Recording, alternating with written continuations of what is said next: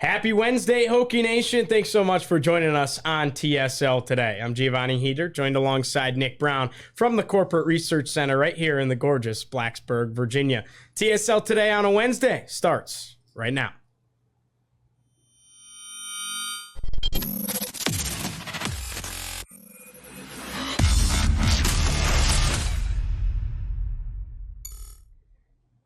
TSL Today on a Wednesday from the Corporate Research Center. Once again, Giovanni Heater joined alongside Nick Brown today on the set. Tech Sideline Podcast is coming up in just a little bit, but now we got some great news and updates to bring your way. First of all, Virginia Tech women's soccer ends up making the NCAA tournament. A little bit of a bubble on the edge of their seats there. They're going to take on West Virginia on Sunday in round one of the NCAAs. Nick, I know you're the PA announcer for both the men's and women's soccer teams, so you got to be stoked to see the Lady Hokies in the postseason. Yeah, they have a few big wins this season. They were 10-6-2. A couple of those wins and decisions on losses were pretty close, and that pushed them over the edge. The NCAA tournament for soccer isn't like men's basketball or women's basketball where every team is seeded.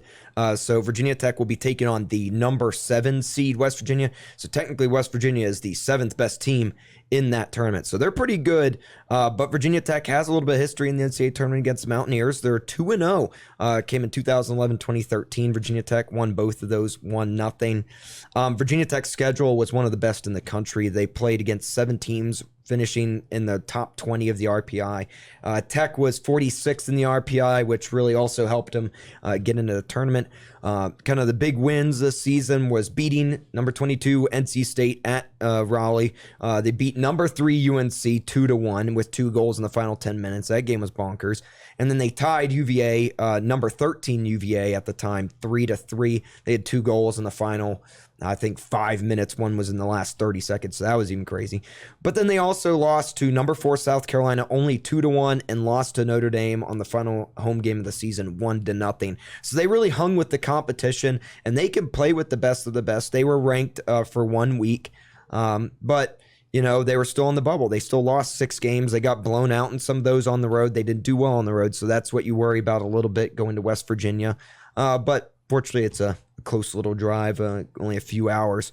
But that will be played on Sunday at 1 p.m. It'll be on ESPN+, so watch your Hokies women's team. Again, soccer. It's like basketball. It's random. Anybody can win it. So yeah, Virginia Tech can get hot and go on a run. You can win 1-0, or you can win 2-1 or 7-0. It's crazy. So it's just how the ball bounces. So the women's team, 4 out of the last 5 NCAA tournaments. How about that? The women's team, again, in action. They're going to go ahead and play their Morgantown rivals from West Virginia on Sunday, round 1 of the NCAA tournament. Okay, let's go ahead and flip the script now a little bit. We're going to talk some wrestling. Of course, we're going to get into basketball. But again, for our news and updates, Virginia Tech, they already landed him with a verbal commitment, but officially signing his national letter of intent. 4-star point guard Brandon Recksteiner. He joins Hokie Nation, so welcome from the Tech Sideline family to Brandon Recksteiner. And get this, he is the son of WWE Professional Wrestling Hall of Famer Scott Steiner. So just an interesting storyliner there, but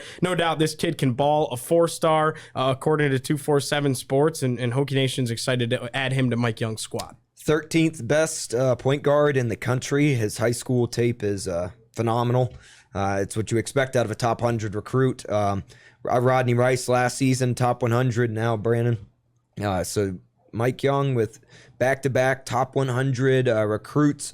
He's kind of borderline top 100, but and it depends on what service. I think On 3, they're better in football than they are basketball, but On 3 has him as a 3-star and a top 200 recruit. But 247, I think, is the best basketball one. ESPN's pretty good too, but they both have him as a 4-star and top 100. So big pickup for the Hokies. And Mike Young, man, he can recruit, and of course we all know how he can develop. You give him, he had 2 and 3 stars at Wofford and turned them into, record shooters, and so with Fletcher McGee and people like that, and he won at Wofford with 2 and 3 stars. What can he do with 4 and 5 stars if he pulls off a 5-star? So hopefully you get more of the culture, established more. It already is, but if you win a few games in the NCAA tournament this season, maybe he already won the AC championship. That puts under the belt. But you got to win the tournament, and that's really going to draw in some recruits. And if he does that, then who knows? Sky's the limit with Mike Young. In addition to Brandon Recksteiner, Virginia Tech today also gets the national letter of intent signed by three-star combo guard Jaden Young. Yep. He is a three-star recruit. Wasn't sure if he was going to sign today or on Friday. Did end up signing today, and he will have his ceremony on Friday at his local high school. So regardless, Virginia Tech, again, he was already a verbal commit, but they make it official with Jaden Young as well. And today is the early signing period for college basketball. So much more to be added to the recruiting class as time goes on, but these are the two big pickups early on here. All right, Nick, wrapping up our news and updates, let's go ahead and talk about a little bit of ACC Virginia Tech wrestling here. ACC Wrestler of the Week, Tom Crook, as a freshman in the 141-pound weight class. What'd you see out of him? Yeah, he won the Southeast Open. I'm trying to do my best Jack Brzezine imitation. I can't do it justice like he did. He's our wrestling insider. Yeah, he is incredible at breaking this down. He got bumped up to 16th in the country of 141-pound weight class by Intermat Wrestling. That's kind of that's Jack's favorite, so it's my favorite in that weight class. So that's really, really good. Virginia Tech won the Southeast Open in Salem. There are a couple decent teams there. App State, UNC, Columbia was there, top 10 team. And so, Virginia Tech won 6 titles.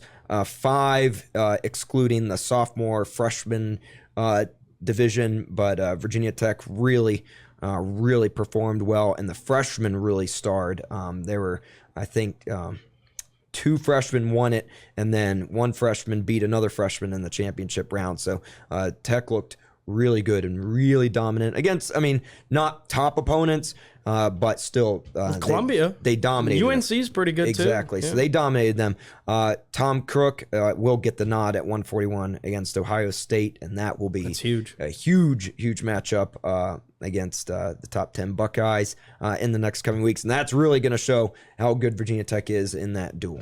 Yeah, Ohio State came here last year to Blacksburg. Now, in their next match, Virginia Tech is on the road in Columbus to take on the Buckeyes. All right, well, we're going to take a short break here on TSL Today. When we come back, we'll talk women's basketball and their win over Mount St. Mary's. Then we'll take another short intermission and break down the men's side and their victory against Delaware State before previewing the upcoming opponents for both the men's and women's basketball teams. It's TSL Today on a Wednesday from Blacksburg.